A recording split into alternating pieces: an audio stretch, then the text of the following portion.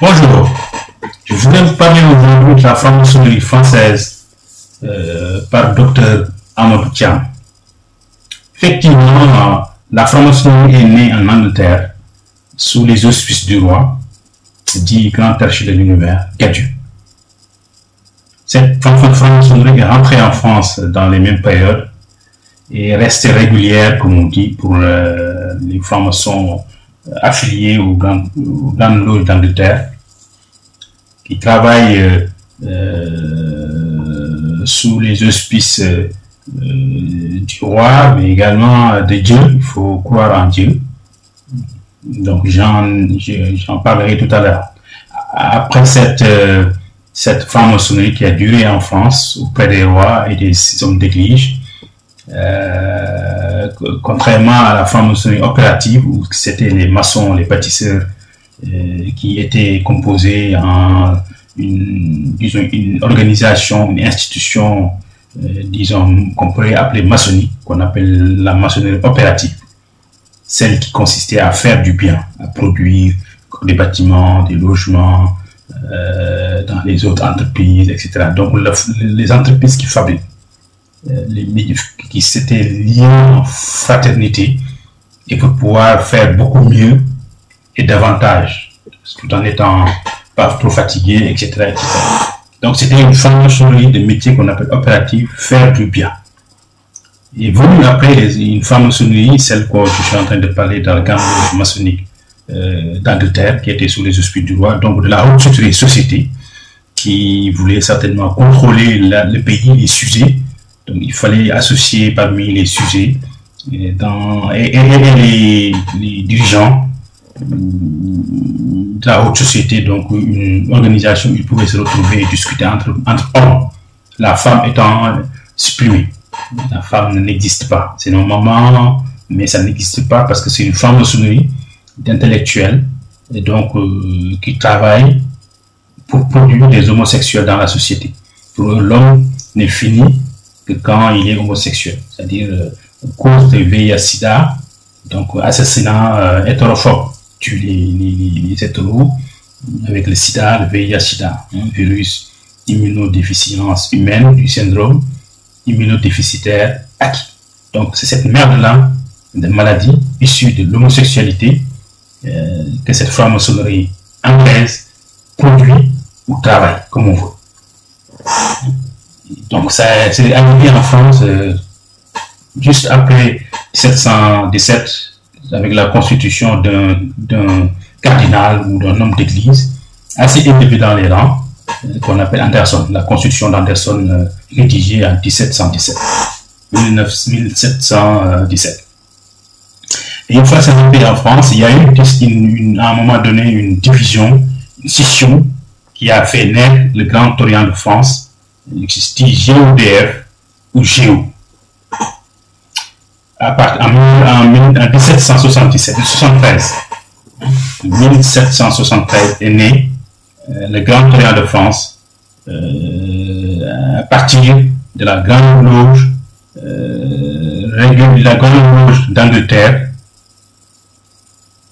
installée en France, donc une genre de filiale, et donc par conséquent cette division a fait naître un leadership qui travaille, qui est né dans ces périodes-là, et donc suivi d'une grande loge de France, GLDF, né en 1894.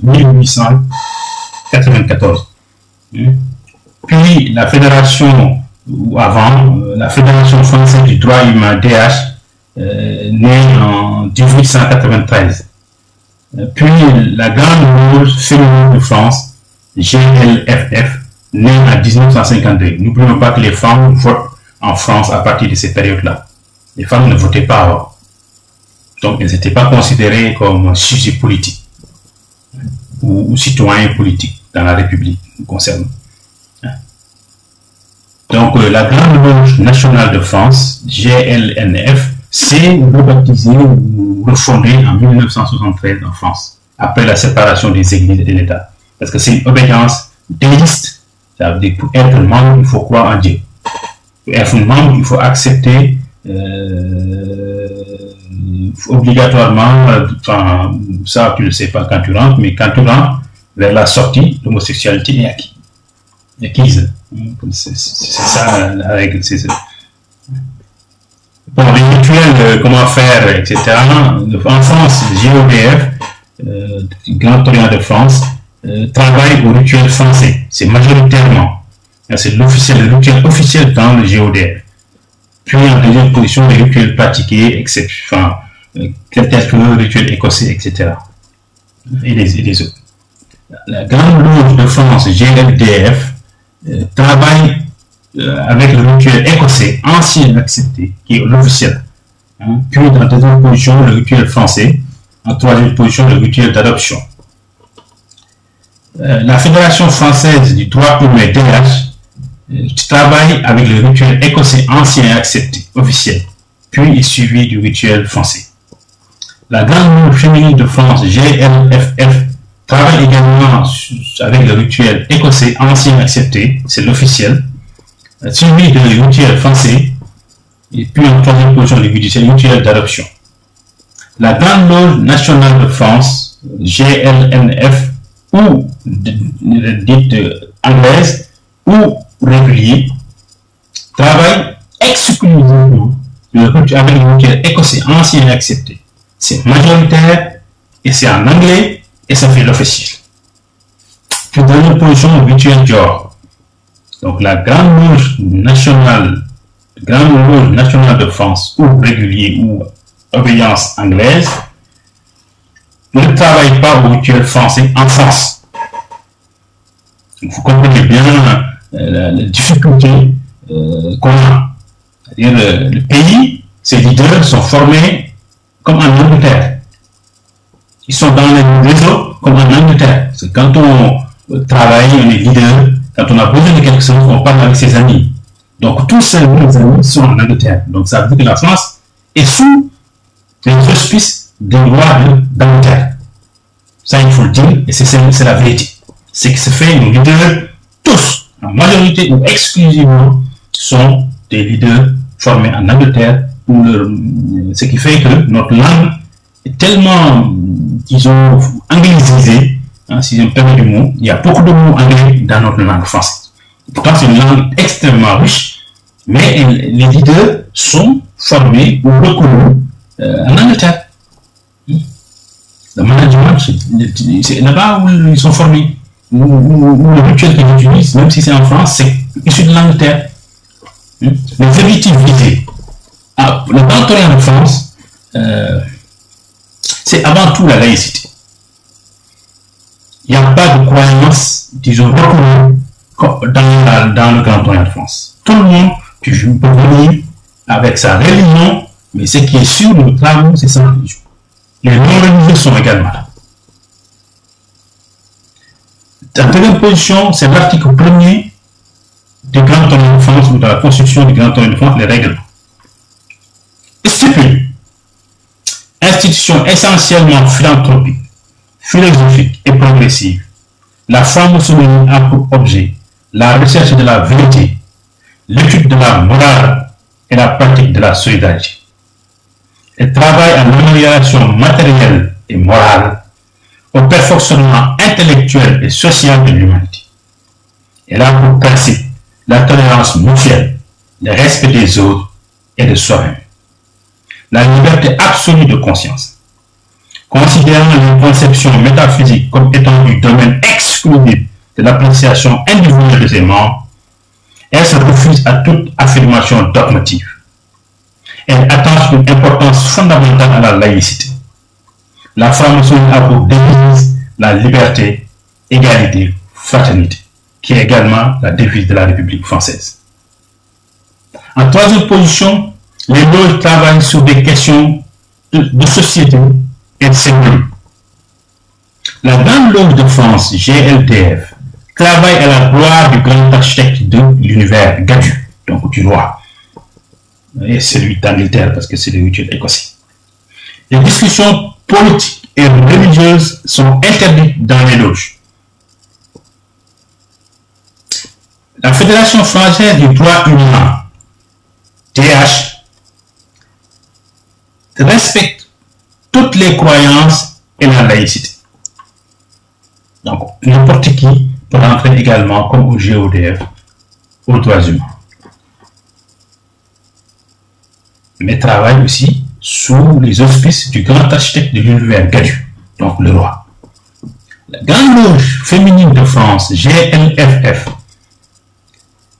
pas de croyance exigée, travaille également sous les auspices du grand architecte de l'univers, donc du roi d'Angleterre. La Grande Loge nationale de France, GLNF pour régulier, est une obédience filiale de celle d'Angleterre ou au Royaume-Uni. Ce sont des délices, il faut croire en Dieu pour faire partie de leur obédience. Discussions politiques et religieuses sont interdites dans les loges. La mixité présente de femmes et d'hommes. Le Grand Orient de France, depuis le 1er décembre 2010, est mixte, c'est-à-dire les femmes peuvent rentrer, trouver des hommes dans les loges. Parce que jusqu'à cette date, le Grand Orient de France était masculin uniquement. Maintenant, depuis 2010, décembre 2010, les femmes peuvent être initiées.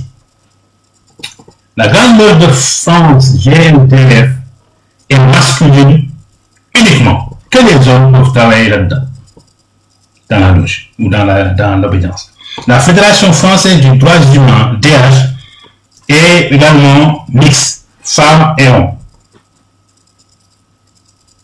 La Grande Loge féminine de France, GLFF, également est composée uniquement de femmes, mais reçoit des visiteurs hommes. La Grande Loge nationale de France, GLNF au régulier, c'est-à-dire la Grande Loge d'Angleterre, est composée uniquement d'hommes. Effectif. Le Grand Orient de France, GODF, est l'obédience qui a plus de membres en France ou à l'international dans son réseau d'obédience. C'est plus de 50 000 membres répartis en 1200 loges. Loge, c'est atelier, c'est comme enfin, c'est comme l'atelier au sens du tarot. La Grande Loge de France, GNDF, est composée de 27 000 membres répartis en 700 loges. La Fédération française du droit humain, DH, est composée de 16 700 membres répartis à 518 ateliers. Eux, ils disent ateliers. La Grande Loge féminine de France, GLFF, est composée de 14 000 membres répartis à 420 loges. La Grande Loge nationale de France, GLNF ou régulier d'Angleterre, sont composés de 44 000 membres répartis à 1635 loges. Donc, dans ces effectifs-là, il faut compter les autres, disons, ateliers qui se trouvent à l'étranger, dans les DOM. Donc, en Afrique. En Afrique, il n'y a pas d'obédience africaine. Ils sont attachés à ces 5 obédiences. Hein? Dans certains pays, il n'y a que la Grande Loge nationale de France, les réguliers d'Angleterre qui sont présentes. Les autres sont très faibles. Le cas du Sénégal, c'est comme ça. Il y a beaucoup de réguliers qui nous est arrivé par la religion musulmane, l'islam, mais le Grand Orient de France qui a colonisé, disons la France parce que la France qui a colonisé, c'est la France qui avait la Grande Loge nationale de France, le roi d'Angleterre, comme obédience. C'est celle-là qui a colonisé l'Afrique. Les géos n'existaient pas à l'époque. Seule obédience nationale qui existait, c'est la Grande Loge nationale de France, qui est la Grande Loge d'Angleterre. J'ai dit la même chose. Les colonisations sont faites sous ces angles-là. Même en France, c'était des maçons, des dirigeants qui appartenaient à la Grande Loge d'Angleterre, qui travaillaient sous les auspices du roi. Même si l'enfant avait des rois, c'était les Anglais qui avaient le leadership à cette époque. Donc maintenant, parlons du pourcentage de mutuelles, c'est-à-dire, je vais expliquer ici, en France, comment la Grande Loge d'Angleterre a colonisé la la France dans la maçonnerie. Parce qu'il y a une seule obédience qui est le Grand Orient de France, qui représente 32,96% de ses membres dans la maçonnerie. Donc, c'est représente 32,96%. Et toutes les 4 obédiences travaillent au rituel écossais, donc sont sous la colonisation du roi d'Angleterre par sa maçonnerie. Donc, la Grande Loge de France GLDF représente 17%, 17,80%. La Fédération française du droit humain DH représente 11,01%.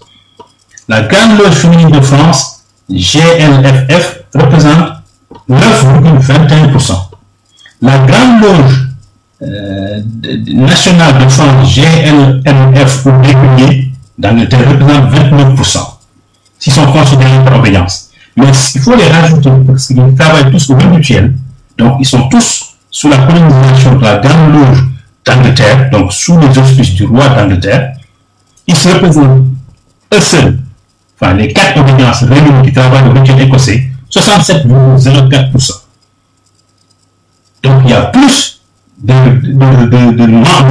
francs-maçons sous les auspices du roi d'Angleterre par la Grande Loge d'Angleterre qui travaillent en France. Tous nos leaders sont formés par ce rituel. Comment faire? Nous, les Grands Orients de France, donc les Français, réellement représentent 32% dans ce 32,93%, donc en 33%. Voilà la donne, et je voulais l'expliquer pour qu'on comprenne qu'est-ce qui se passe dans la franc-maçonnerie. Il y a des obédiences, mais en fait, il faut voir les liens qui existent. Et les liens, c'est le rituel écossais ancien accepté qui est créé par un cardinal qui a écrit la Constitution, mais également travaille sous les auspices du grand architecte de l'univers, Gadu, qui n'est rien d'autre que le roi. Et le produit, toutes ces 4-là, c'est des maçons. Et des maçons homosexuels. Pour qu'ils vous fassent confiance, pour que vous travaillez avec eux, il faut que vous soyez, au final, un homosexuel. Donc, nos managers que vous voyez, tout ce qu'ils sont, s'ils font partie du rituel écossais, ancien accepté, c'est les homos. Ne cherchons pas à expliquer autre chose. Et voilà la situation. Je vous remercie.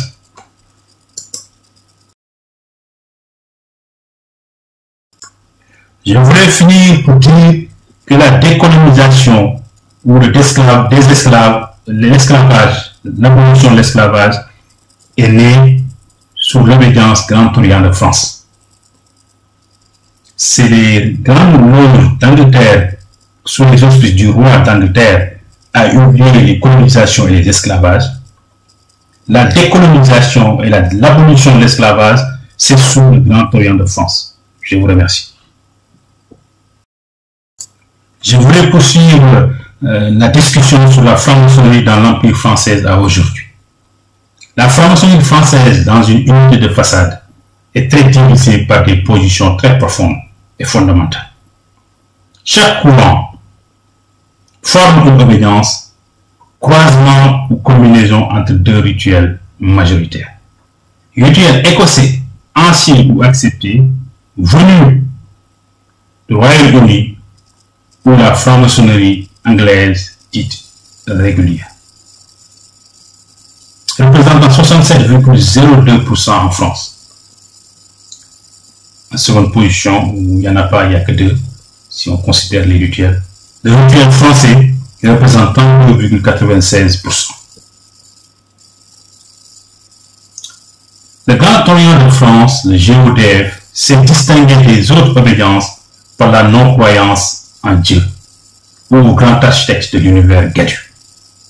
Il considère que les croyances métaphysiques sont du domaine exclusif du privé et se refuse toute croyance dogmatique ou affirmation dogmatique. Et aussi, elle utilise le rituel français dans ses temples ou loges. Cette liberté de conscience absolue conférée à ses différents membres et l'autonomie de ces loges font que les loges décident d'être mixtes ou pas. Depuis le 1er décembre 2010. cette position du Grand Orient de France, dit Génaud, d'accepter les femmes dans ces temps depuis le décembre 2010, conformément à ces règlements, est un rétablissement juste à nos valeurs républicaines en parlant de la devise liberté, égalité, fraternité. La République française a pour devise liberté, égalité, fraternité. La femme est la maman de l'homme. Sans séparer lui de la société en général et l'homme en particulier. Le rituel écossais ancien et accepté a ses origines au Royaume-Uni et est né où est née la première obédience au monde. Et travaille à produire des homosexuels, cause du VIH-Sida, virus immunodéficience humaine, du syndrome immunodéficitaire acquis. Dans le plus grand silence du langage non verbal, dit symbolique hétérophobe, afin de diriger le monde, en ignorant complètement la femme, la maman, et considère que les hommes peuvent être des femmes par des habits, des tableaux, ou par opération chirurgicale des temps sexuels. La francophonie est une institution au service du peuple, bénévolement, pour penser leur organisation politique, afin d'améliorer la femme, l'homme et leur société. En refusant toute régression humaine, comme l'homosexualité, les sanctions punitives humaines, la circoncision, l'excision, la faim, la paix, etc. dans le monde. La franc-maçonnerie est un outil d'amélioration dans la cité, en harmonie donc les mêmes objectifs républicains, alors que les obédiences maçonniques françaises sont divergentes sur les trajectoires d'intégration en politique intérieure et en politique extérieure. Entre les intérêts de la République française, pour son rituel français où les membres sont en pourcentage de 32,93%, à revenu annexé 33%, ceux du Royaume-Uni par le rituel écossais ancien accepté majoritaire dans la nation, 67,02%. Donc en gros, nous travaillons contre les intérêts de la France, de la République. Le rituel écossais ancien accepté, c'est un rituel du roi d'Angleterre, de l'obédience grande loge d'Angleterre. Nous n'avons pas les mêmes intérêts. Les deux systèmes de polissage dans les deux pays ne sont pas les mêmes, ni leurs objectifs. Le rituel français améliore la femme et l'homme et la société, ayant des objectifs de république, laïcité. Le rituel écossais ancien accepté produit des homosexuels, des assassins hétérophobes en série par